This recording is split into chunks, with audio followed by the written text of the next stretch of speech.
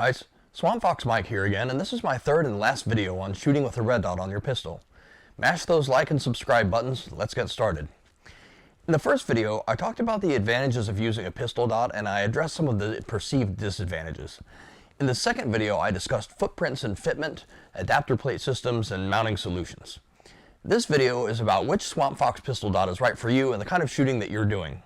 I'm going to go into quite a bit of detail on what the differences are between our various optics, and by the end of the video, it's my hope that you will understand which Swampfox pistol dot meets your needs the best.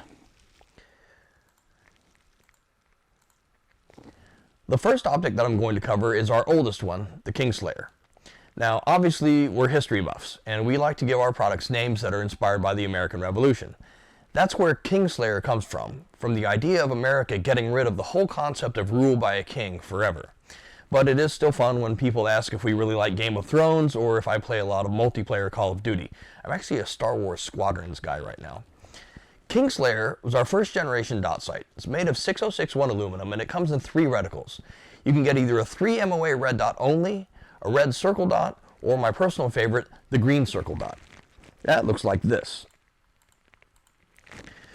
The circle is really big relative to other pistol dot reticles on the market. It's 65 MOA, so that's almost as big as an EOTech reticle, except now it's on your pistol in a much smaller window. Okay, so why did we do that? Remember, in our first pistol dot video, I talked about the learning curve to finding the dot and how it's something that new shooters struggle with, and I showed this video. Oh, where's my dot? Where's my dot? Where's my dot? Ah, there it is. Okay. If you're presenting your pistol and your alignment isn't very good yet, you have a good chance of catching at least part of the 65 MOA circle around it, like this. And that will give you a clue on how to quickly correct your aim and get yourself on target. But at the same time, you don't want the whole target area to be blocked by the reticle. You need to be able to see past that circle in order to make precise hits.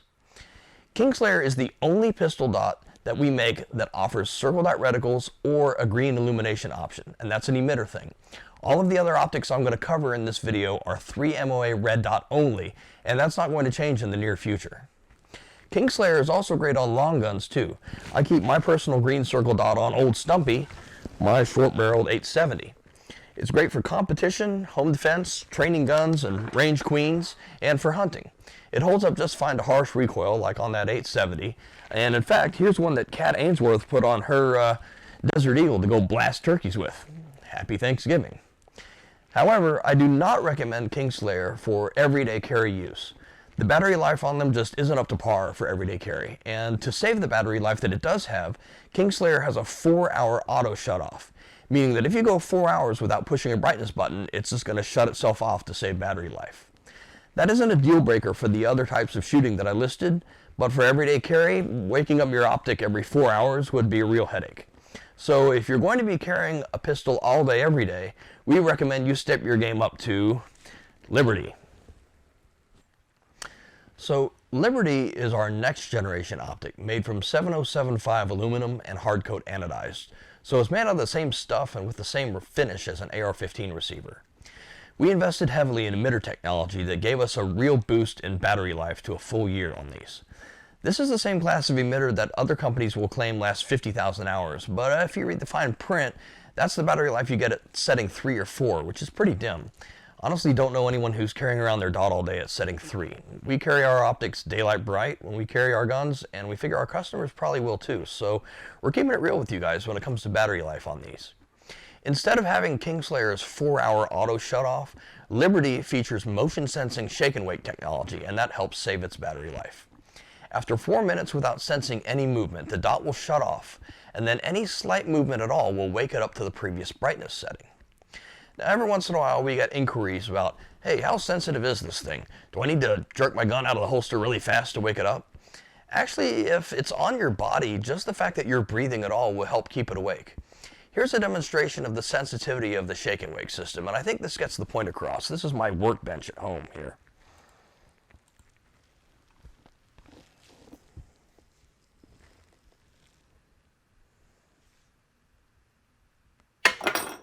Boom. That's all it takes.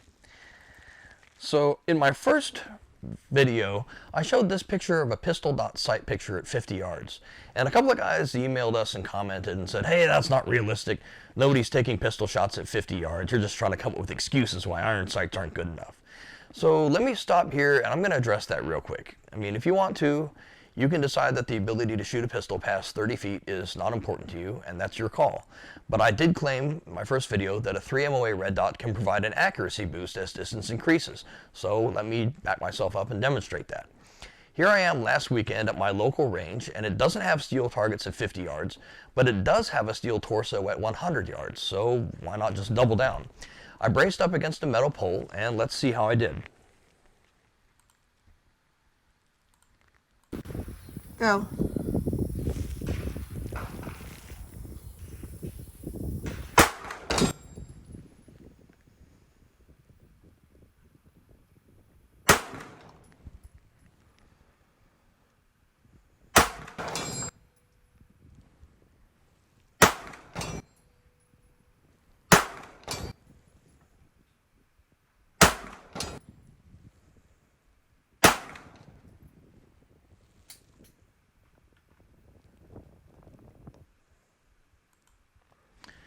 Alright, so that's 5 hits out of 7 shots at 100 yards using Blazer Brass 115 grain ammo.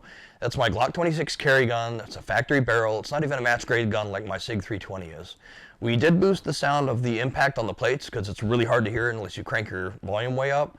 I'm not flexing that I'm such an awesome shooter here. I'm really not. And there are guys who can also do that with iron-sighted pistols. I mean, I'm a Hickok 45 fan, right? What I'm demonstrating here is what ordinary pistols are capable of if you do the work to learn how to access their capability, and a red dot can help you along with that.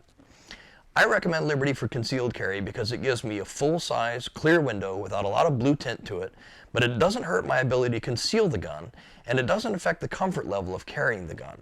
It doesn't poke into my belly when I appendix carry, even with the iron sights shield attached. As I pointed out in my first video, the iron sights is a stainless steel exoskeleton that surrounds but does not touch the optic. It transfers shock forces directly to the footprint. Right now, iron sights is only available for Liberty, but Justice and Sentinel will be getting their versions very soon. We will not be doing an iron sights at all for the Kingslayer. With the price of 9mm ammo being pretty ridiculous right now, I've started hand-loading 9mm at home in bulk for the first time. In my first range session with my hand-loaded ammo, I had a bad round of ammo that got my Glock stuck slightly out of battery really bad. So I pulled out my cell phone and decided, hey, this video is either going to be really good for marketing, or I'm about to document a failure point for research and development.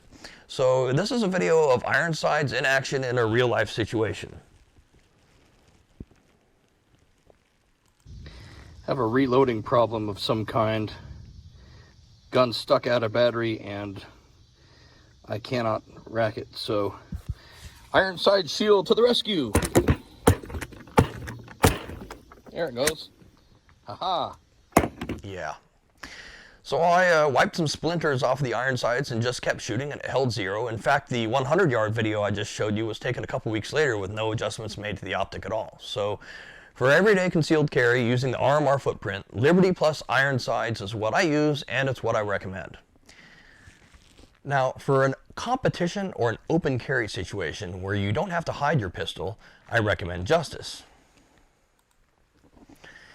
Justice, shown here on a Beretta APX, is absolutely identical to Liberty in terms of the emitter tech, the battery life, shake and wake, construction materials, all those specifications. But it features a larger window that's 27mm wide instead of 22mm wide, and 17.5mm tall instead of 16mm tall. You can see in this photo how the Justice starts with the same RMR footprint as Liberty at the bottom, but it kind of necks up at an angle to create the larger window. It's a subtle but very real size difference. The larger window helps with acquiring and tracking the dot, and there are basically no disadvantages to the larger window size at all until you try to conceal that gun. In terms of pricing, Justice is only $10 more than Liberty, so we aren't really hitting your wallet any harder either. Now, you've seen footage of me shooting Justice. Here's my friend Mark Santos competing with it, so you can see what a good shooter can do with it.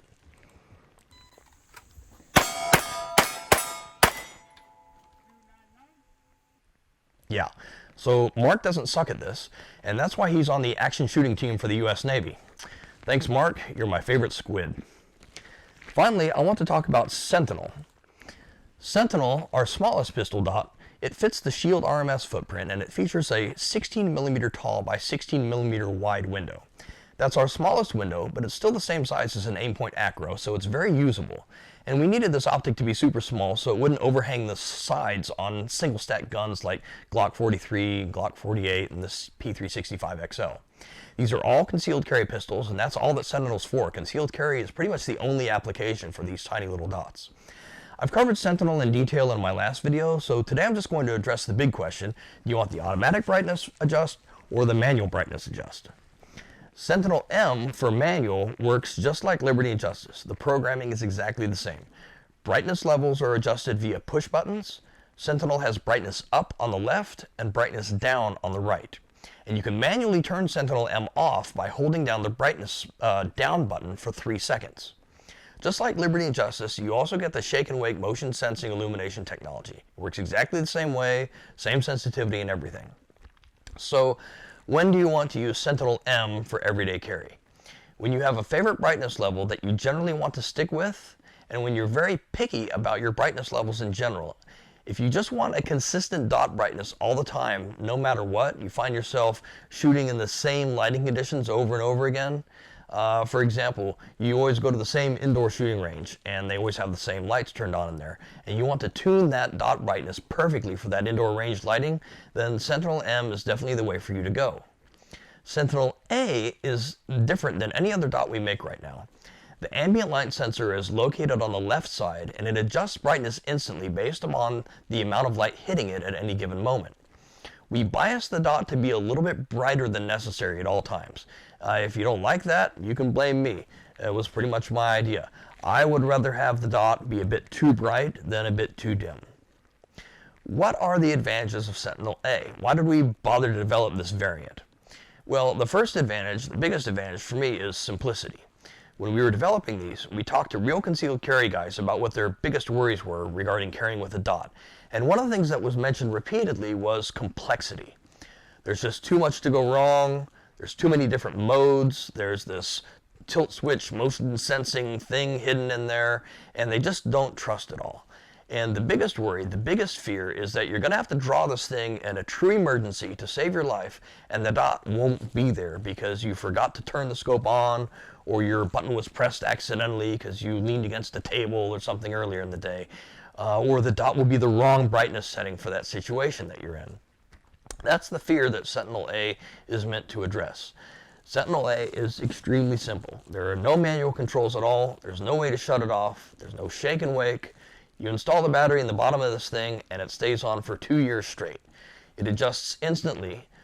So if you change lighting conditions, the dot is always usable and never totally wrong. But it's also never totally perfect either.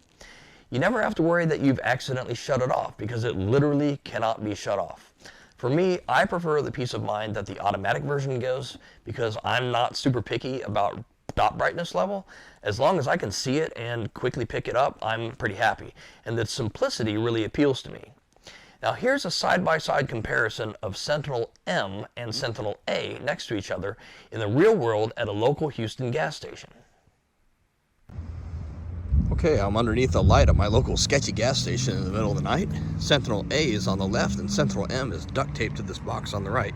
If I put my cell phone right about there, haha, we can see through both of them. Alright, so Sentinel M on the right is at a medium brightness level, and Sentinel A is doing what it does. It's just going to be automatic at all times and adjust however it wants to. So we're underneath the lights right now. And let's go past the dumpster into the sketchy, dark part of the gas station. And you can see that Sentinel A is already adjusting. And it's a little bit darker.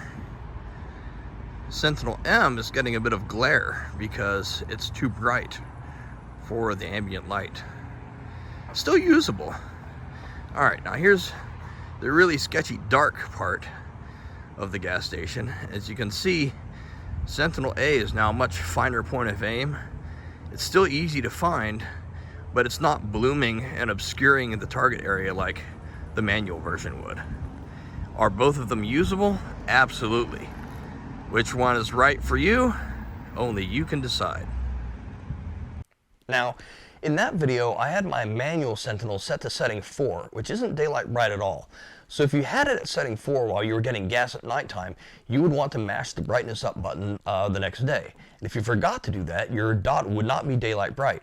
So the manual version takes a little bit more interaction with your gun every day. I think it's more of an enthusiast's optic, and the automatic is for the guy who wants to go long periods of time without even thinking about that he's wearing a gun at all. Guys, hopefully these 3 videos that I've done have answered a lot of your questions about Swampfox pistol dot optics. If you have any more questions, please feel free to put them in the comments and we'll answer them there. The next video is coming real soon, so stay tuned.